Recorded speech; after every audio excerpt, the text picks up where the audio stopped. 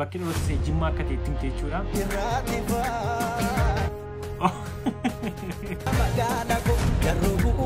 Nutulluu yaayyaa warra guulalleeti.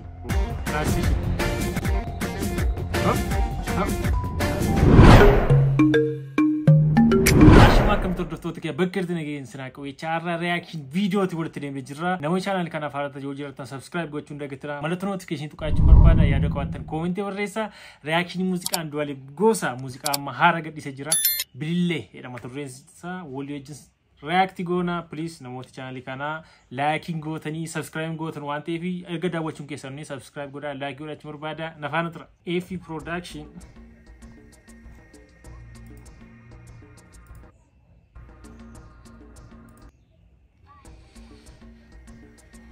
gabaa keessatti jalqabee jira. Kaameramaan taate hunduun Bilillee matureen sirba kana Bilillee jedha. Bilillee jechuun egaa bareeddoo Oromooti. Maahibuubaa jedhamti.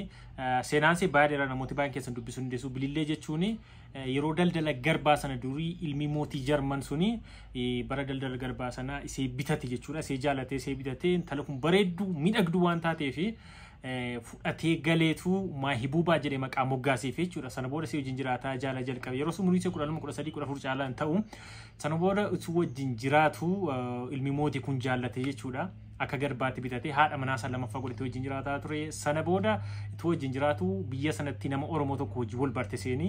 Sana booda maqaan dhaloota ishee Bilillee akka turee fi bakki dhaloota ishee Jimmaa akka ta'e itti himte jechuudha. Achitti Maahibuubaadhaan beekamti. Sana booda umurii ishee waggaa 16tti dhukkuba sombaatiin addunyaa kanarraa boqotte jechuudha. Seenaan ishee akkasiidha bareedduu Oromooti. Bilillee. Bilillee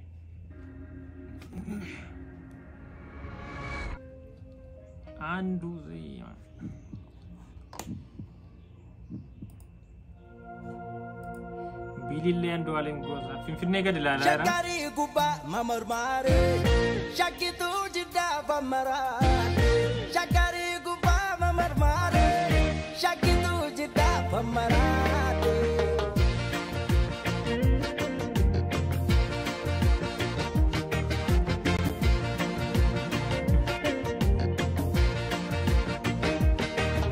Shakkarii ulaan shambanaadha.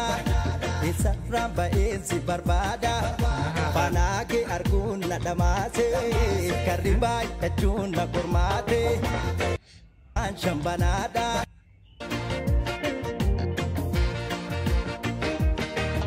Shakkarii ulaan shambanaadha Shaggariin ulaan shanbanaadha. Shaggar ulaan shan jechuun karra Finfinnee jechuudha. Kan Finfinnee shanan isaa banaadha. Karra Finfinnee shanan isaa meeqa namooti beektan? Akkuma sirbaa galaana irratti karra shaniinaan tola seenaadha. Wanti kun waa'ee Finfinnee turuu danda'a maybe ganaa keessa deemnaga.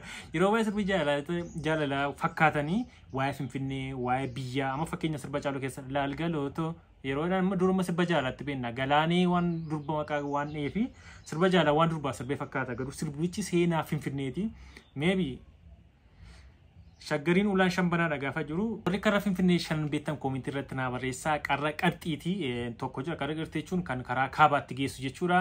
Lammaffaa tokko karra qoree jedhama. Kan karaa Jimmaatti geessu karaa Jimmaa geessu sanadha jechuudha. Sadaffaan karra alloo jedhama. Karri alloo immoo gara Daseetti kan geessudha jechuudha. Afuraffaan karra Qaallitti jechuun karra Qaallitti karaa amma highway sana karaa Bishooftuu Adaama maal karaa sanarra deemudha jechuudha. Shanaffaan immoo karra lixaa jechuudha. Karuma nuyi irra dhugne kunoo karaa Gafarsaa kana Amboo Wallagga lixaa kan geessu karra shantu jira jechuudha. Shanan kana maqaadhaa jira. Karra Finfinnee shanan jiran kanadha jechuudha. Akkuma sirba galaanaarraa. Shaggariin ramba ezi barbada Panage arguun na dhamaase Karibaa jechuun na kormaate Bareeddu qalloo masaa kuulaa Kolfituu naatoo nyaara kuulaa Miidhuu tokkichaatiin na dhaalte Budaa jaalalaatu na nyaate Hirikkaa gafan na maqaashee Badhaadha naan jette abbaanshee. Dhugaa muuziqaa baay'ee ajaa'iba. Waraabbiinsaa quality video isaati location baay'ee namatti tola. Keessumattuu jalqaba isaa yeroo Finfinnee gad ilaalaa karra baay'attuutu na nyaatechaa jira gaa. Eessarran keessee barbaadachaa jira. Finfinnee gara Finfinnee maqaadhee yeroo baay'ee fakkeenyaaf amma Bililleen amma bareedduu durbaati. bareedduu durba Oromooti. Finfinnees immoo bareedduu magaalaa Oromiyaati jechuudha. Maybe wanti kun wal fakkaachuu danda'a. Maaliif kan Finfinnee bilillee sana akka Finfinneetti fudhatee jechuudha. Karra shan qabdi bareedduudha. Bililleen bareedduu Finfinnees magaalaa bareedduu Oromiyaati. Ergaansa akkas ta'uu danda'a. Isti aggarumaatti dhaggeeffan. Hidhannoo jaalala guttattee qalbii bojiitee gugattee. Magaalina ishee. Bilillee mormi bilillee takku guuta safarri sanga qalbii guuta bareennisa. Akkuma teessa kanaa keessa ija isheetu ifaa bifanga jaalalooti irraati faa. Gara translation sana namatti tolu. Achi caaka keessatti wayyaa aadaa kan kuffisanii asimmoo suufiidhaan mana keessatti kufe. Dhugaa editingiin wanta illeensa baay'ee nama tola dhugaa. Quality addaatiin dhufte. Dhugaa baay'ee namatti tola. Wow. Dhugaa rabbi. Baay'ee bareeda bakka haalumti inni ittiin hojjetame waraabbiin editingiin lokeeshiniin akkaataa itti walitti fidanii ittiin ta'aa jiran kuni baay'ee waan nama toludha.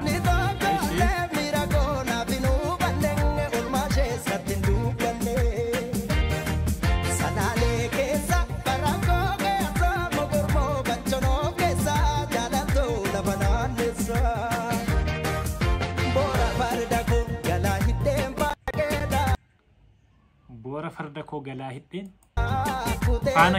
faana keedhaa. Waaw amma see barbaacha ka'eeraa jechuudha. Salaalee keessa ko galaan dhume tunaan jedhi dagaamirraa gara keeloohaa yaa magaala ko garuu bu'uun bu'e dhuguma ijaarsiyyuu nagarreef malee bilaala ko siyaadullee du'e dhuguma yaa tulluun dabarreef malee.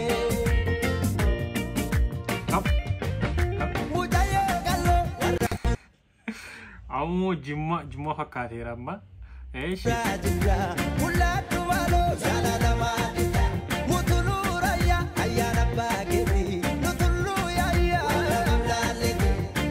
Nutullu yaayyaa warra guulalleeti. Waaw.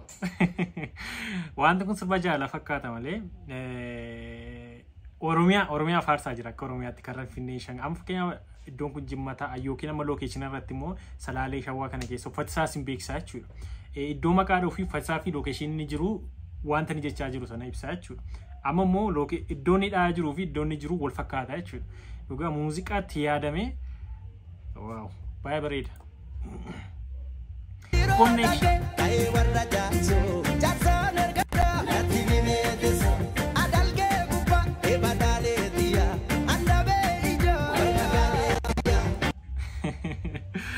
Amma naannoo Jimmaatti intinii kanatti kan isaanii yookiin Jimmaas Oromiyaa keessa iddoo mateetti kanatti bunatti ciran kalloo sanatti buna ciru.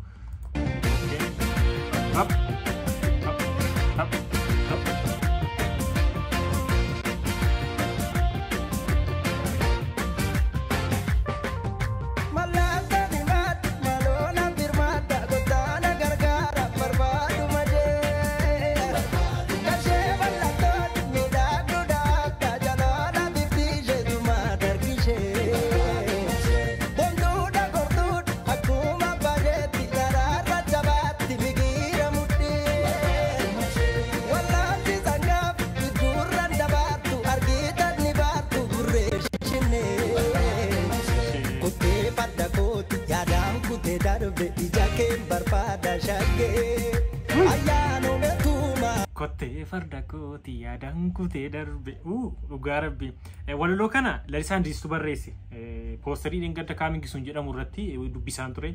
Lalisaa Indiriis jechuun nama jabaadha. Sirba Haacaaluu keessa kuullee koo kan jedhu Lalisaa Indiriisitu barreesse. Lalisaa jechuun bara qorataa afaanitti natti fakkaata. Nama baay'ee beekaa nama jabaadha. Baay'een keessan beektu keessumattuu viidiyoon isaa yeroo dhimma dheengaddaa afaan kuullee irratti viidiyoon sun baay'ee beektu namooti baay'een keessan beektu. Nama sana kan barreesse walaloo kana. Walaloo jabaadha wanta inni barreessu hojiin isaa nama cimaadha. Lalisaa Indiriis waaw. Yaadaan kutee darbe ija keen barbaada shaggee ayyaanuma tuumaan argee. Malona bowad jiruf sumangada lubufin siada shagge Jiruuf sumangada lubufin siada shagge diya malo shagge Wow, transition Gara lala system Wow, transition Bawa rasa ini deh Kal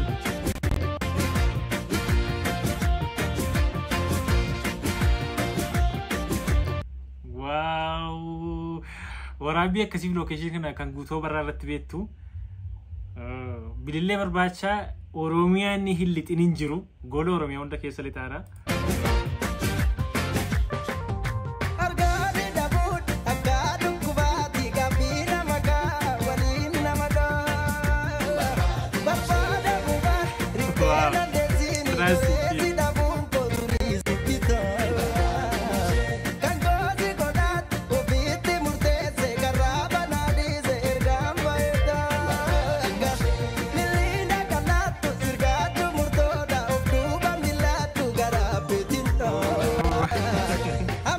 Location yoo barbaachisa durii yaadatti yoo ta'e waa tokko gaa barbaadan xaba tokko jira keessi gorra sirreetu suni gaafa rukuttan gara gorra sun rafa ceerra jira jechuudha wanti barbaadan suni location itti ilaallatee deemaa jira GPS isaati bilillee amma argatta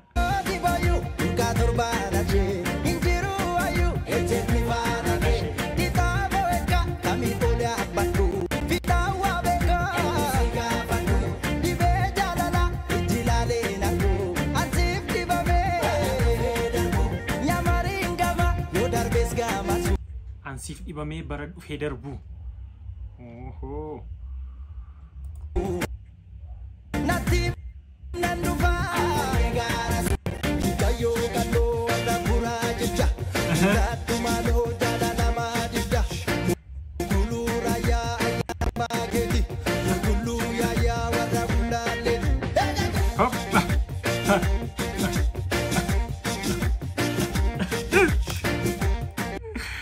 Gara bi muuziqaa afaan Oromoo sadarkaa guddaatti kan bute muuziqaan kan warra butan keessa muuziqaan isa tokko sirbaan du'aalemi sirba jabaadha sirbaan hojjetu sirbisaa kanaan dura darbee ilaallaanis waa hooyyeen sirba ajaa'ibaati sirboonni inni baasaa ture dhugaa kunis muuziqaa ajaa'ibaati kanatti aansee moo albeemii guutummaadha kan YouTube isa kanarratti gadhiisu dhugaa muuziqaa adda lookeeshinii hedduutti waraabamee akkaataa waraabisa diitiinsa baay'ee namatti tola ergaa jabaaf keessaa qaba garuu abjuuf maal akka baanii akka jedhadu sirba jaallatti sikkachuu dandeessu sirba kana sirbi kun waan baay'ee of keessaa qaba garuu akka baanitti hikkatedha connection lika ka'u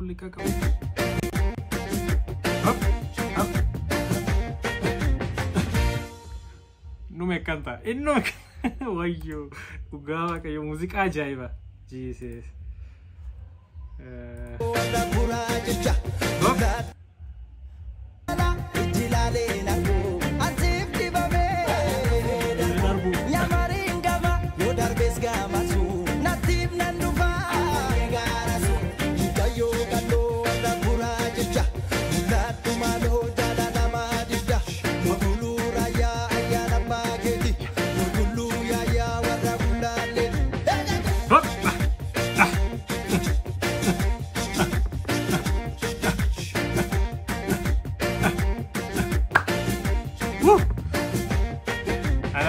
Okay, ana oketta minyaaw itta gaafoo minyaaw argatta wow ugara bi music ajaiba bilillee Andu'aalem Gosa director zaman Esheetu Zuzu zaman Esheetu kun eewda ugara bi nama jabaa director kan godhe yeroo waan directorota leencoo maafamansiisaan beeka yeroo waan sirba babbareedaa clip bare ajaiba nama director zaman Esheetu dhugaa nama jabaadha wow lalisa Indiris Adam Jabanu qabnu yaa Andu'aalem Gosa Taakaliin Tasfaa shi composer Simeenyu Samuel Simee Dita studio mastering abagaz shi namoota irratti hirmaatan namoota hedduudha dhugaa muuziqaa baay'een ishi galata waaqa sana gargaaree maatii firiyoota milkaa'ina hojii kanaaf na tumsitan Qananii Addunyaa Lalisaan Idris Qananii Alamnaasa Lalisaan Idris amansiisaa ifaa Zaman Esheetuu Dhaabaa Caalaa Roobel Furgaasaa Araarsaa Biqilaa Okay, Bikilaasoo araarsa furgaasaa araarsa Bikilaasoo wajjin Dr. Eliyaas Ussoo ibsaa himedhamina isheen dhugaa namoota baay'eetu irratti hirmaatee Zakariin Tasfaa Kaarindaa fi mana barumsaa Everest sabbataa horsiisa qurxummii sabbataa hawaasa naannoo Wancii fi Karrayyuu galatooma isiniin jechaa jira. Dhugaa muuziqaan keessin gaafa waliin hojjetamu akkas miidhaga. Gaafa namni waliin ta'ee yaada walitti fidee namoota baay'een gaafa dhufu keessi miidhage bareede nama bira gaa muuziqaa kana Andu'aalem Gosa YouTube channel mataa isaa irratti kan inni gadhiifame seenaa daawwadhaa sheerii walii godhaa albeemis yeroo dhiyootti eeggadhaa achirratti jiru Andu'aalem Gosa si jaallanna. Yeroo biraa viidiyoo biraatiin walitti deebinaa namoonni channel kan subscribe godhaa like godhaa yeroo biraa viidiyoo walitti hanga walitti nagaan tura.